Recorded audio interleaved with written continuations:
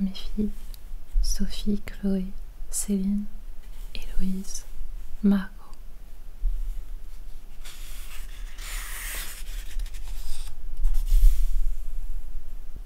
Présent. La bouteille de champagne heurte le plan de travail en marbre de la cuisine. Je tressaille. En croisant les doigts pour que ma nervosité lui ait échappé, je jette un coup d'œil à Jacques. Il surprend mon regard, me sourit. Impeccable, murmure-t-il avant de m'entraîner par la main vers nos invités qui patientent. Dans le vestibule trône le lit sans fleurs que Diane et Adam nous ont apporté. Il est d'un rose ravissant. J'espère que Jacques le plantera à un endroit où je pourrai l'apercevoir. Depuis la fenêtre de la chambre, il suffit que je songe au jardin pour que les larmes me montent aux yeux. Je m'empresse de les ravaler. Vu les enjeux de la soirée, j'ai intérêt à rester concentrée. Au salon, un beau feu crépite sur la grille d'époque de la cheminée, bien que Mars soit déjà bien avancé. L'air est frisqué. Jacques aime que nos visiteurs soient installés le plus confortablement possible. « Votre maison est splendide, Jacques, » dit Rufus d'un ton admiratif. « Tu n'es pas d'accord, Esther ? » Je ne connais ni l'un ni l'autre. Ce sont de nouveaux voisins. Et c'est la première fois que je les rencontre. Ce qui ne fait qu'accentuer mon anxiété. Comme je ne peux me permettre de décevoir Jacques, je plaque un sourire de circonstance sur mes lèvres en priant pour qu'il me trouve sympathique. Esther restant sur son quant à soi, j'en conclus qu'elle réserve son jugement. Normal, depuis un mois qu'elle a intégré notre cercle d'amis, on a dû lui rabattre les oreilles avec Grace Angèle, l'épouse du brillant avocat Jacques Angèle. Normal, depuis un mois qu'elle a intégré notre cercle d'amis, on a dû lui rabattre les oreilles avec Grace Angèle, l'épouse du brillant avocat Jacques Angèle, incarnation absolue de celle à qui tout réussit, demeure parfaite, mari parfait, vie parfaite. Si j'étais Esther, je me méfierais de moi également. Mes yeux tombent sur la luxueuse boîte de chocolat qu'elle vient de sortir de son sac, et une décharge d'adrénaline m'inonde brièvement. Peu désireuse qu'Esther les donne à Jacques, je m'approche suavement d'elle et d'instinct, elle me tend son cadeau. Merci, ils ont l'air délicieux. Je les pose sur la table basse. Je les ouvrirai tout à l'heure, au moment du café. Esther m'intrigue. Grande, blonde, mince et réservée. Elle est le contraire de Diane. Malgré moi, je la respecte d'être la première personne à pénétrer ici, sans s'extasier, devant la beauté des lieux. Jacques ayant insisté pour choisir seul la maison, mon cadeau de mariage. Je ne l'ai découverte qu'au retour de notre voyage de noces, bien qu'il m'ait assuré qu'elle était idéale. Je n'ai vraiment compris ce qu'il entendait par là qu'en la voyant, située sur un vaste terrain en lisière du village. Elle offre à Jacques à la fois l'intimité dont il a tant besoin et le privilège de posséder la plus prestigieuse demeure de Spring Eaton, la plus sécurisée aussi. Un système d'alarme compliqué la protège, de même que des volets roulants en acier aux fenêtres du rez-de-chaussée. Qu'il soit souvent baissé pendant la journée doit paraître étrange, mais comme l'explique Jacques au curieux, avec son métier, la sécurité est sa priorité numéro 1.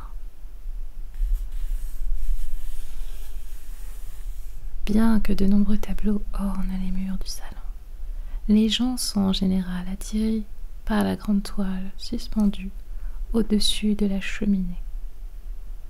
Diane et Adam, qui la connaissent déjà, s'en approchent pour la contempler de nouveau, rejoints par Rufus. Esther, elle, s'assied sur l'un des divans en cuir crème.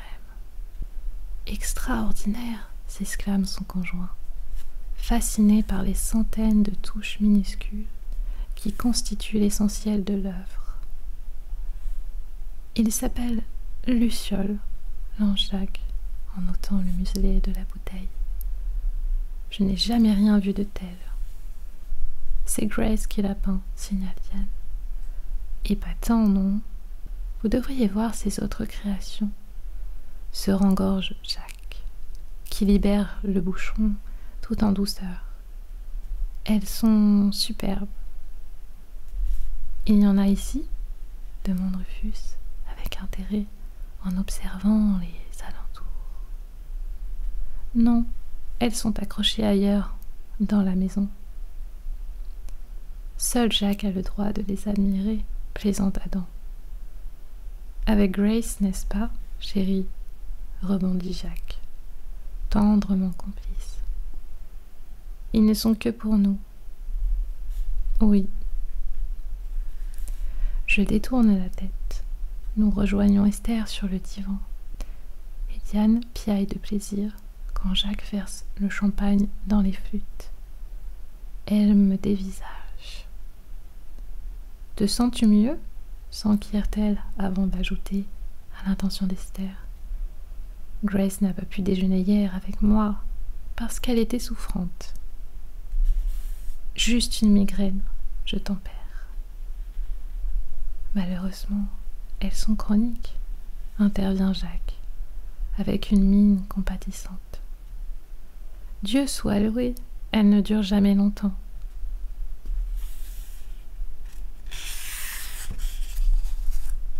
C'est la deuxième fois que tu me fais faux mot, se plaint Diane. Désolée. Enfin, au moins, ce n'était pas par simple oubli hier, rigole-t-elle. Et si nous rattrapions le coup vendredi prochain? Tu es libre, Grace? Pas de rendez-vous chez le dentiste, dont tu ne te souviendras à la dernière minute? Non, ni de migraine, j'espère. Ça vous dirait de vous joindre à nous? Suggère Diane à Esther. Il faudra que ce soit dans un restaurant en ville, parce que je travaille ce jour-là. Avec joie. Merci, accepte Esther. Elle m'adresse un regard furtif, peut-être pour vérifier que je ne m'oppose pas à ce qu'elle nous accompagne, tout en la rassurant d'un signe de la tête. Je suis envahie par les remords. Je sais que je n'irai pas.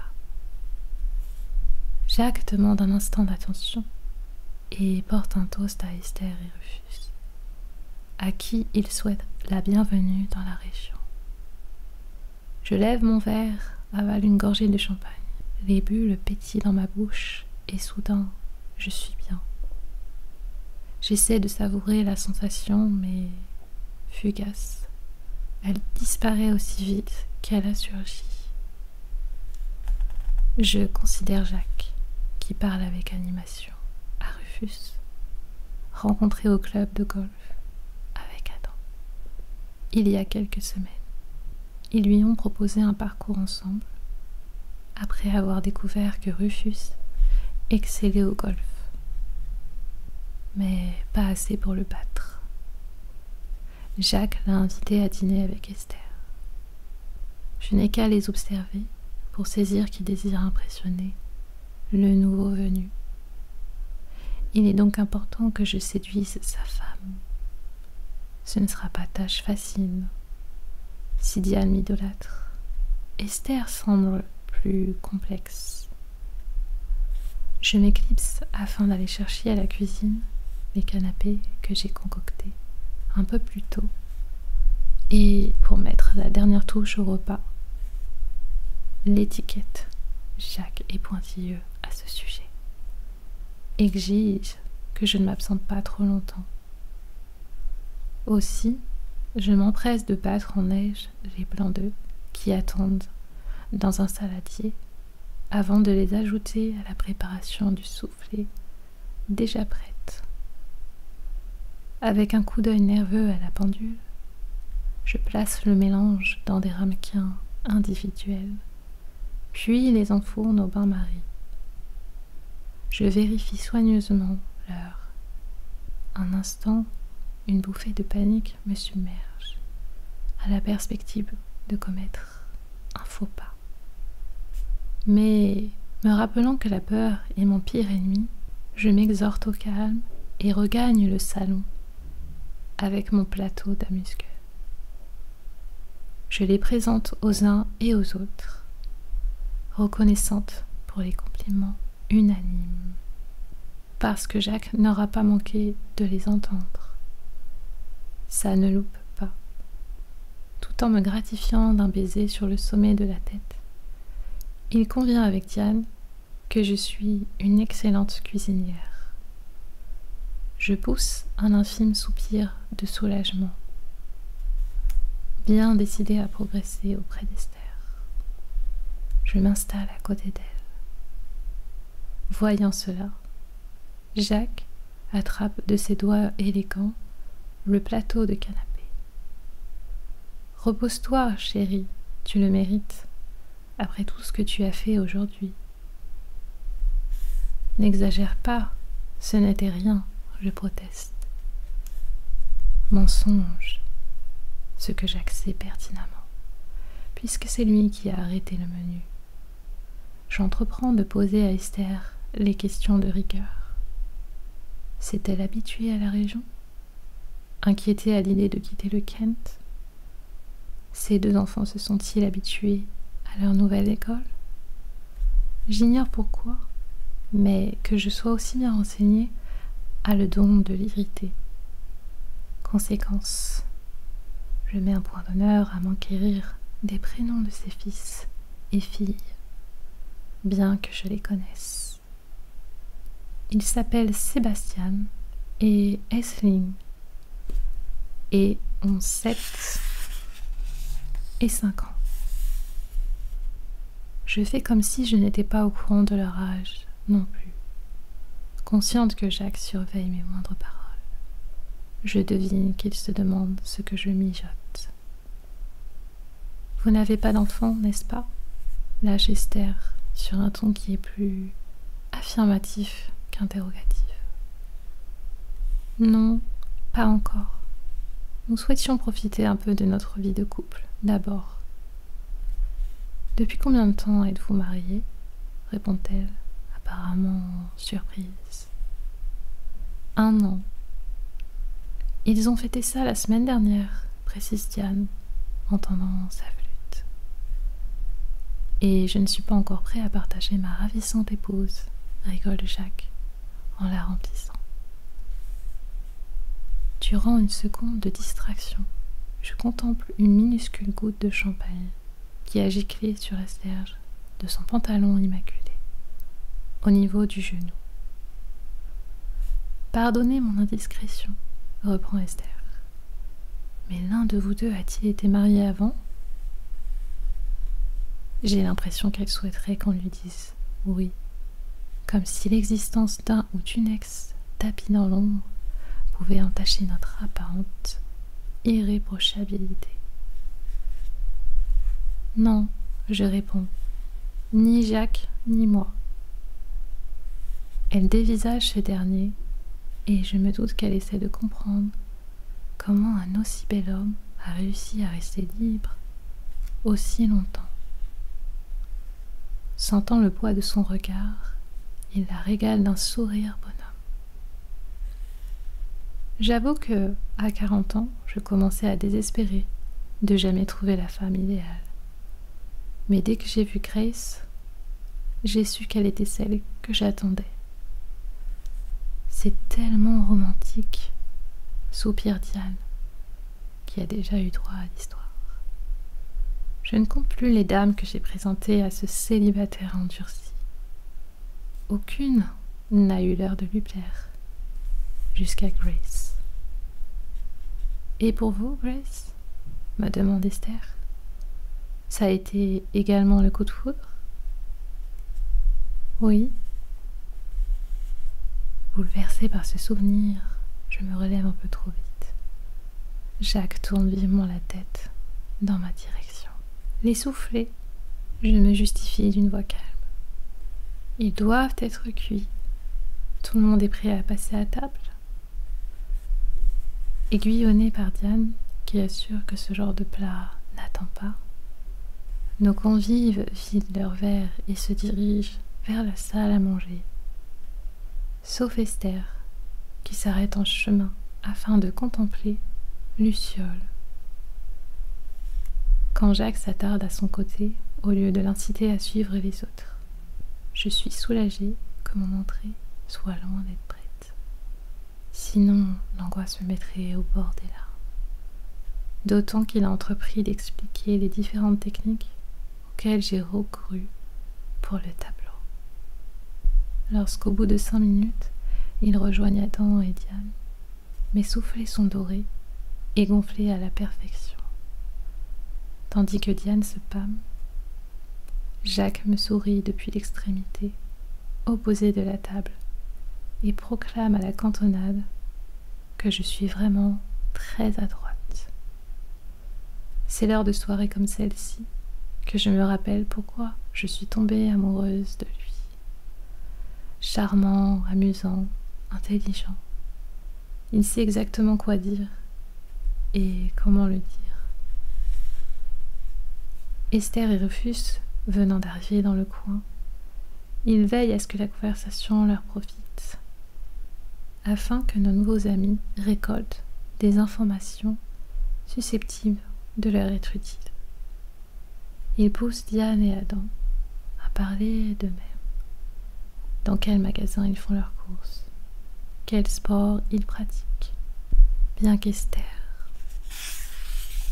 écoute poliment la liste de leurs loisirs, les noms de leurs jardiniers et babysitter, le meilleur endroit où acheter du poisson. Je devine que c'est moi qui l'intéresse vraiment. Je sais aussi qu'elle va revenir sur le sujet de notre union tardive, en espérant lever un lièvre, n'importe lequel, qui induise que notre couple n'est pas aussi idyllique qu'il en a l'air. La pauvre, elle risque d'être déçue. Elle attend que Jacques ait découpé le bœuf Wellington. Je l'ai accompagné d'un gratin de pommes de terre et de carottes légèrement déglacées au miel. Il y a aussi de minuscules pois mange-tout que j'ai plongés dans l'eau bouillante, juste avant de sortir le rôti du four. Diane s'émerveille que tout soit cuit à point en même temps et reconnaît que chez elle, le plat principal est toujours mijoté. Un curry par exemple, ce qui lui permet de le préparer à l'avance et de le réchauffer à la dernière minute. J'aimerais pouvoir abonder dans son sens. Avouer que les calculs minutieux et les nuits d'insomnie sont le prix que je paie pour atteindre ce résultat impeccable. Malheureusement, je n'ai pas le choix.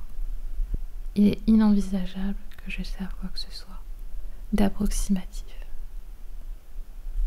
Alors, me lance Esther par-dessus la table. Où vous êtes-vous rencontrés, Jacques et vous? À Regent Park, je réponds. Raconte-lui, m'encourage Diane, sa peau diaphane rosie par le champagne. J'hésite une minute, car je l'ai déjà fait. Mais comme Jacques aime m'entendre débiter cette histoire, il est dans mon intérêt de la répéter. Par bonheur, Esther vient à mon secours, prenant mon silence pour de la réticence. Elle bondit. « Je vous en prie, insiste-t-elle. Eh bien, au risque d'ennuyer ceux qui m'ont déjà entendu le raconter, je dis avec une petite moue d'excuse. J'étais au parc avec ma sœur Milly. Nous y allons souvent, le dimanche. Ce jour-là, une fanfare jouait. Milly adore la musique. Et elle était si contente qu'elle s'est levée de sa chaise et s'est mise à danser devant le kiosque. Elle avait récemment appris à valser et elle a tendu les bras comme si elle avait un cavalier. Ce souvenir m'arrache un sourire, authentique cette fois. Comme je regrette que la vie ne soit plus aussi simple et innocente. En général, les gens font preuve d'indulgence avec Milly. Je poursuis. Sa joie de vivre les attendrit. Mais là, j'ai bien vu qu'une ou deux personnes étaient gênées. J'avais conscience qu'il m'aurait fallu intervenir, lui demander de revenir s'asseoir, par exemple. Sauf que je n'étais pas très chaude parce que... Quel âge a-t-elle, me coupe Esther ? 17 ans. Je m'interromps, peu encline à affronter la réalité, mais résigne cependant. Presque 18. Esther arque les sourcils. Elle est du genre à aimer se donner en spectacle, alors comment-elle ? Non, pas du tout. C'est juste que... Un peu quand même, si ? Il est plutôt rare de se trémousser comme ça devant des inconnus, non ? Elle interroge la tablée d'un regard triomphant. Quand les autres baissent les yeux, je ne peux m'empêcher d'être mal pour elle. La voix de Jacques brise le silence embarrassé qui s'est installé. C'est la fin de ma lecture. J'espère qu'elle vous a plu et intéressé.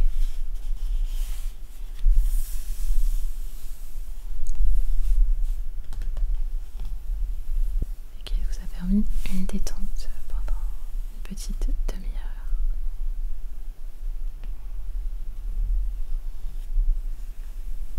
Je vous souhaite une belle fin de vidéo dans la douceur. Et à la prochaine vidéo du lundi sur ma chaîne. Je ne sais pas encore si je vais pouvoir sortir une vidéo le lundi suivant, mais je préviendrai par message dans l'espace commentaire.